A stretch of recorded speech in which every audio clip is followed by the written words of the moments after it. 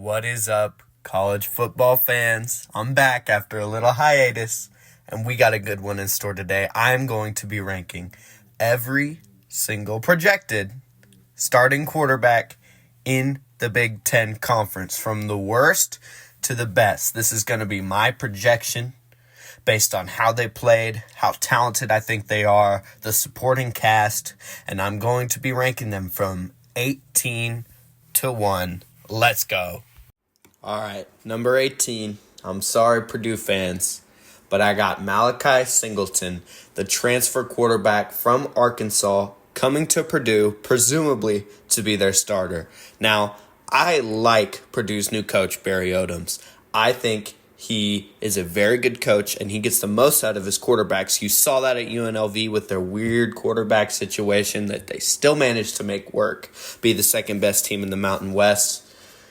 But I don't know about Purdue. Their roster has been gutted by the transfer portal. Any talent that they might have had has been taken by higher echelon teams that can pay for it. Now, Malachi Singleton, he's a talented quarterback. He's got an okay arm. He's got great legs. But I just don't think the supporting cast is going to be there for him. And his limited production thus far, playing behind Arkansas starter Taven Green, I'm not very confident in Malachi Singleton's year. But hey, hopefully for Purdue fans, he can prove me wrong. But I have him as Mr. Irrelevant, unfortunately, the worst starting quarterback for 2025 in the Big Ten. All right, next up, number 17. We have the brand new quarterback for the Maryland Terps, Justin Martin, transferring from UCLA, 6'4". He's got the size, he's young, he has talent, but everyone on this list has talent. It's the Big Ten. Come on, it's the best conference in college football. All of these quarterbacks have the capability of shining. This is just one of them that I'm lower on. Obviously, very limited production, because you're playing behind quite the excellent quarterback in Ethan Garvis for UCLA. He didn't get the opportunity to play. He's going into another situation that's not great. Maryland's not historically good, especially they're losing Ty Felton. Unsure about who his go-to target will be. I just think it's a dicey situation, and he could obviously prove me wrong. He's talented. All of these guys are talented, but I just think the situation there in UCLA, it's not going to lend to him having a good season, and that's why I have him down here. Next up at number 16 is a guy that I was surprised that I had this low, but the talent in the Big Ten is really immense, and that just happens to push veterans like number 16, Preston Stone, down the list. Obviously, this year, he got his job taken at SMU by Kevin Jennings, and they went on a playoff run. Good move by SMU. But in 2023, Preston Stone threw for 3,200 yards, 28 touchdowns, only 6 interceptions. This guy is extremely talented, and unfortunately, he's going into a situation like Northwestern, not very friendly towards quarterbacks. Jack Lausch had a subpar year last year. He'll be breathing down Preston Stone's neck to start again, though, because this quarterback room is just not very good. Preston Stone slides down here. If he can make something work, then he'll be up this list at the end of the year. But it's Northwestern, and that's really a trend at the bottom of this list, is that these teams that aren't going to be very good, their quarterbacks are not going to perform very good. Here's Preston Stone at number 16. Next on this list, I got the 6'4" junior, former Maryland Terrapin, now a Wisconsin Badger, Billy Edwards Jr., another guy who had production previously in his career that's a little low on this list. And it is also related to the team situation, but it's also related to the fact that I'm not so sure that Billy Edwards Jr. can succeed on a team like Wisconsin, a team that has higher expectations than Maryland. Last year, he put up 2,800 yards, nearly 3,000 yards, 15 touchdowns, 9 interceptions. Turned the ball over a little more than you'd like. I just think he's not a high-level arm, not a high-level player. And Wisconsin is also a weird situation. They extend their coach long term after the worst season they've had in a while. I think Billy Edwards can bring them back to a bowl game. I think he's better than their quarterback situation last year with Locke after Van Dyke got hurt. But I'm not very confident in Billy Edwards, and that's why I have him a little low on this list. All right, coming in here at number 14, we got the guy who has not played yet for the Minnesota Golden Gophers, the freshman, Drake Lindsey. Here's the thing. Minnesota is a good program, and they always have 7, 8, 9 wins, and I don't think this is going to change with Lindsey at the helm. I think he's a super talented quarterback. Watching his high school tape, this dude can sling the ball. He's built like a guy who's going to succeed in the Big Ten. He can play on schedule, and he can make the big throws, and that's something that they really like down there in Minnesota. I like Lindsey for 2025. I think he's going to outplay the guys that I put below him, and that's why I gave him a little bit of a bump even though he hasn't played yet. Drake Lindsey, number 14. All right, next up, number 13. We got another transfer. This time from the Appalachian State Mountaineers, senior 6'3" quarterback Joey Aguilar coming to play for the Bruins. I love Appalachian State players. I'm not going to lie, I'm a little biased. I just think they run a great program out there, and I think the players that come out of it are super talented, and I think Joey Aguilar is a gun slinger. He threw for 3,000 yards last year, 23 touchdowns. He can stand a cup down on the interceptions, 14 interceptions, but this dude is a gamer. He knows how to play the game of football. He's coming in as a senior. He has to play good this year if he wants to continue his football career. I think UCLA is a good spot to do it. You saw Garvers had success last year. I think this dude is going to be tossing the pill all across the field. I really like Joey Aguilar for 2025, number 13. It's taken us all the way to number 12 to finally find an incumbent starter in the Big Ten. But here we are, and at number 12, I have a Big Ten all-name team guy, Ethan Kaliakmanis for the Rutgers Scarlet Knights. This dude is also a gamer. This dude knows what it takes to win football games, even if Rutgers isn't the best team. He didn't put up the biggest numbers last year. 2,700 yards, 18 touchdowns, 7 interceptions. You know, it's not the best, but I really like this dude as a player. Now, I think the team as a whole and his stats will suffer due to the loss of Kyle Monangai. That running game was lethal, and it really helped him find his spots and find his receivers. But I just think he's a really experienced player coming back for another year. At Rutgers, I think he can enjoy some success and throw the ball around the field and use his legs because he's a big, stout quarterback. I really like Kaliakmanis, and I think just for the fact that he's a returning starter, that will boost him a lot. He's already familiar with the system. Kaliakmanis, number 12. Here at number 11, we have another returning starter, although it took him about half of the year to finally get under center, and that is Jaden Mayava for the USC Trojans. Miller Moss, it didn't work out. Jaden Mayava is their guy for next year. He was their guy of the second half of last year, and he's a really intriguing, raw player. This dude is an athlete. There's no question about it. He killed my Nebraska Cornhuskers with his legs, and he has a really strong arm. He's just an inconsistent player who is very turnover prone. You saw the pick sixes versus Notre Dame. Regardless of if Notre Dame was a championship team or not, it was too many turnovers versus them. He has all the talent in the world. He just has to put it together. And I'm worried about the USC offense, losing Deuce Robinson and Zachariah Branch. I like Makai Lemon a lot. I think they're still going to be a good offense. But I also think the loss of Woody Marks should not go unsaid. He was an extremely talented back and carried their offense through sections of the season. Mayava will be good for the Trojans. I'm just not sure how good, and that's why I kind of have him in this tweener spot at 11. All right, here's a big one. Boom. Number 10, Bryce Underwood for the Michigan Wolverines. I know they brought in that quarterback from Fresno State, but I don't think you give a guy like Bryce Underwood the amount of money you gave him without committing him to be your starter. And I do think that he's going to take a majority of the starting snaps for the Wolverines. Obviously, this guy is one of the most talented signal callers we've ever seen at the high school level. This dude's a monster. He can do everything on the field. He can make every throw. He can use his legs.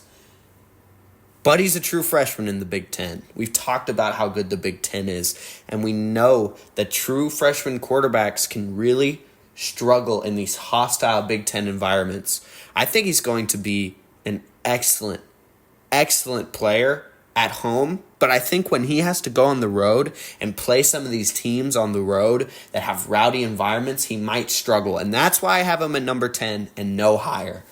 Number 10, Bryce Underwood. All right, and here at number 9, we have another young, talented, big legs, big playability quarterback, Aiden Chiles for the Michigan State Spartans. First year with Michigan State, did not go how they wanted it to go. 2,400 yards, 13 touchdowns, 11 interceptions. It was a year that Chiles was supposed to make a jump with his new team.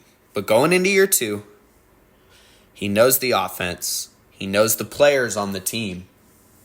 He has every opportunity in the world to be a great quarterback in the Big Ten. He can move around in the pocket, outside of the pocket, make throws out of schedule, out of system. He has all the ability. His consistency just needs to be there. His turnovers need to be cut down. But I have a lot of hope in Aiden Chiles. If Michigan State puts it together, he's going to be a very, very excellent quarterback, a guy who could be playing on Sundays one day. He's just got to put it together, or else he'll just be another athlete that should have never been playing quarterback. Number 9, Aiden Chiles. All right, at number 8 and number 7, these are going to be a little quick because there's just not much to say about these quarterbacks. Number 8 is Dante Moore, starter for the Ducks, presumably. And here's the thing. If you're the starting quarterback for the Oregon Ducks, you're going to put up good numbers, you're going to put up good stats, and the team is going to be good. And that's just matter of fact. Dante Moore has all the talent in the world. Mega 5-star coming out of high school. Sits at Oregon for a little bit. He's going to be a good player. How good he will be, who knows? That's why he's at this 8 spot with the next guy who's in a similar boat. But he's coming in for one of the marquee programs in the country. Maybe the marquee program in the country. He's going to be a good quarterback, and it's hard to put him any lower than this. Dante Moore, number 8. He's going to put up big numbers. And our number 7 spot, Julian Sayin, for the Ohio State Buckeyes, is in a very similar position as Dante Moore. He comes into the national champions in 2024 to be the starter. It's going to be him or Tavian St. Clair, and from everything I'm reading, it looks like it's going to be Julian Sayin. I mean, this dude, what is there to say about him? He's a mega 5-star coming out of high school. He can make every throw. He's a great quarterback. And he gets to throw to Carnell Tate and Jeremiah Smith. He gets Carnell Tate as his number 2 receiver. That's just ridiculous. He's going to be throwing up jump balls to them, throwing dots to them, throwing lasers to them. I mean, it's a no-brainer pick. In the Ohio State offense, he's going to be throwing for yards. He's going to be throwing for touchdowns, and he's going to be a good quarterback. Number 7, Julian Sayin. And here at number 6, I wish I could put him at number 1. I really wish I could, but I can't be too biased. Number 6 is the starter for the Nebraska Cornhuskers, Dylan Raiola. Another mega 5-star out of high school, but he got to play all of last year, and it was a bumpy year. It was marred by some bad receiver play, some bad play calling, but he wasn't the best quarterback. But his arm talent and his potential was very clear when watching him, and when the coaches talk about him, they talk about how hard of a worker he is. I just don't see a world in which this guy is not an above-average quarterback in the Big Ten, and that's why I have him bordering on top 5. He gets much better receiver talent this year, good O-line play. I'm really excited as a Nebraska fan and as a football fan to see what Dylan Raiola can do with the Cornhuskers in 2025. Very easy schedule, an opportunity for him to boost his numbers, throw for a lot of yards and a lot of touchdowns. I'm excited for Dylan Raiola. Here he is at number 6, and I'm hoping that he's a lot higher by the end of the year. And believe me when I say this one hurts me even more. But at number 5, we have Iowa's new transfer QB from South Dakota State, Mark Gronkowski. This dude is a flat-out winner. He's done nothing but win at the FCS level. Now, it is the FCS level. It's South Dakota State. It's not on the level of the Big Ten. But you see him win the Heisman equivalent 2 times in FCS. It's a wonder that he has not transferred up a level already. And it comes into Iowa, a situation which isn't always the friendliest to QBs. But they've added some members of the staff. I'm confident that Mark Gronkowski is going to be a really good quarterback. And he's going to have Iowa looking a little scary if they put the right weapons around him. The O-line is always going to be good, but if they can put offensive playmakers around him that will catch the ball and get him some yak, get some extra yards, Mark Gronkowski is going to be scary. I don't think he's an all-Big Ten contender. I just don't know if he'll put up the numbers for that at Iowa, always a run-heavy offense, but I think he's going to be efficient, he's a winner, and he's going to win them some extra games. This pick is going to be the real shocker, but I am extremely high on my number 4 quarterback in the Big Ten for 2025, Demond Williams Jr. for the Washington Huskies. I'm very high on this Washington football program. I'm high on how their team can perform in 2025. I think last year was a little bit of a lull into the new conference. It's a tough season. They still get to a bowl game. I think Demond Williams Jr. is the truth. It's a small sample size. His best game was obviously against Louisville in a loss, but he goes 26 for 32, 374 yards, 4 touchdowns, only 1 pick. I think this dude is the truth. He can use his legs. He's got a beautiful arm. I think he's going to take these Huskies quite far. He's super young, super talented. I think they have no problem bringing in weapons to help him out. The sky's the limit for Demond Williams. Your concern would be his size. He's under 6 foot, under 190 pounds. But if he keeps playing like he has been, like he played against Louisville, the sky's the limit for this guy. Extremely high on him. Had an okay game against the number 1 Oregon Ducks. The team only put up 21 points, but he went 17 for 20, 200 yards, threw a touchdown, no picks. Washington will have an explosive offense if they leaned into Williams Jr., into his strengths. They're going to have a powerful offense, and Demond Williams Jr. is my number 4 quarterback in the Big Ten for 2025. And for my number 3 spot, I have the incoming ACC transfer. Coming in from Cal, coming to play for Coach Cignetti, I have Fernando Mendoza. I think the sky is the limit for this guy as well. He's still young. He has a rocket arm, and he's so poised in the pocket. He plays like a veteran, and I think that leans very, very well for Indiana's offense, who's returning a lot of their pass-catching production. I think it's a plug-and-play situation for Fernando Mendoza. I think he's an instant impact transfer. The Golden Bears weren't great. There wasn't a lot for him to work with there. I think Indiana is the perfect situation for him. He has good receivers to throw to, a good line to sit behind. I think Fernando Mendoza is just the type of quarterback that Indiana needs to keep this momentum going from the massive season in 2024. I think he's going to be slinging the pill everywhere.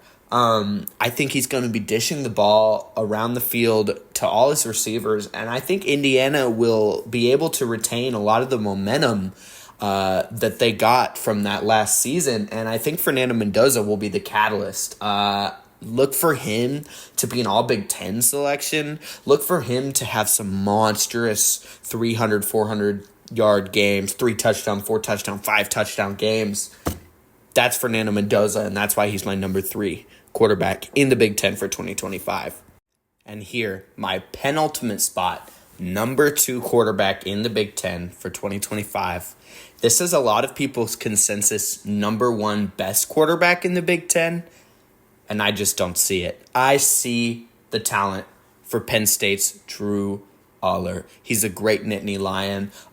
They had great regular season success last year, and I think they will again, but I think a lot of that has to do with their immense running game. You see them put out O-line talent into the NFL.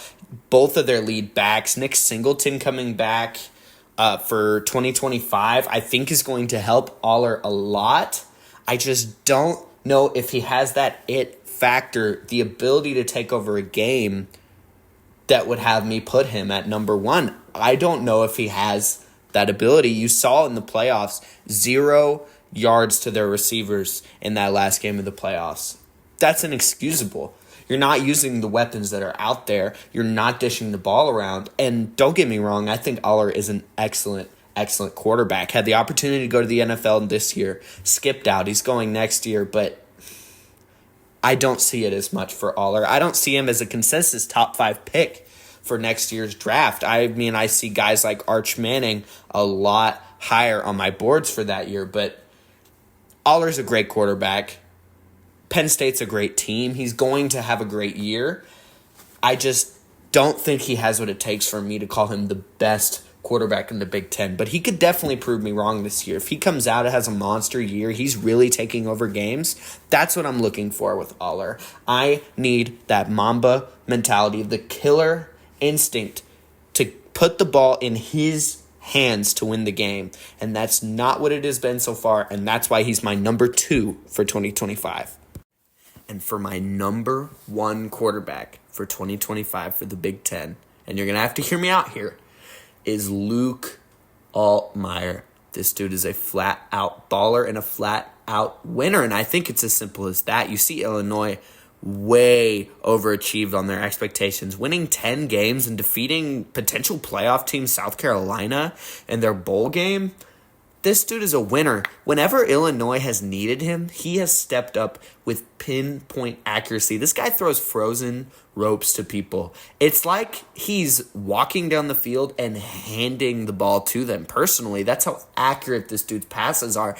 He has precision. He has accuracy. He plays on schedule, on time, within the system of Illinois' offense, which is even more impressive when you consider that the offensive weapons he had to work with were not one of the best groups in the Big Ten. You did not have one of the best receiver rooms in the Big Ten, and yet he made it work. He brought this team success, and I see more success for Illinois in 2025. With Altmyer, with another year of experience under his belt, I think this team is a sneaky, maybe playoff contender, maybe a New Year's Six bowl contender. I think Illinois is poised for a really good season, and I think that's all due to Altmyer, his veteran presence. He's so calm in the face of adversity. When you think about the Nebraska game, both of those teams ranked. When you get into overtime, well, the freshman quarterback from Nebraska flounders and doesn't know what's going on. The veteran Altmyer picked apart the Nebraska defense in overtime, and I think that's just a microcosm of the Illinois season at whole, which was clutch plays from Luke Altmyer playing good team football, and that's why he's my number 1. I want him on my team to win games in the last 2 minutes. I trust him in the 2-minute drive. Luke Altmyer, best quarterback in the Big Ten for 2025. Book it. But hey, let me know in the comments, what would you change? Do you think I put the young guys a little low? Do you think I'm overrating Altmyer, overrating Mendoza? Do you think I'm really sleeping on some of those transfers at the bottom of the list? Let me know in the comments, and I will make an updated version of this video at midseason and at the end of the season just to see how my picks pan out. But I feel pretty good about them. All right, let me know what y'all think in the comments, and I will catch y'all next time. Goodbye.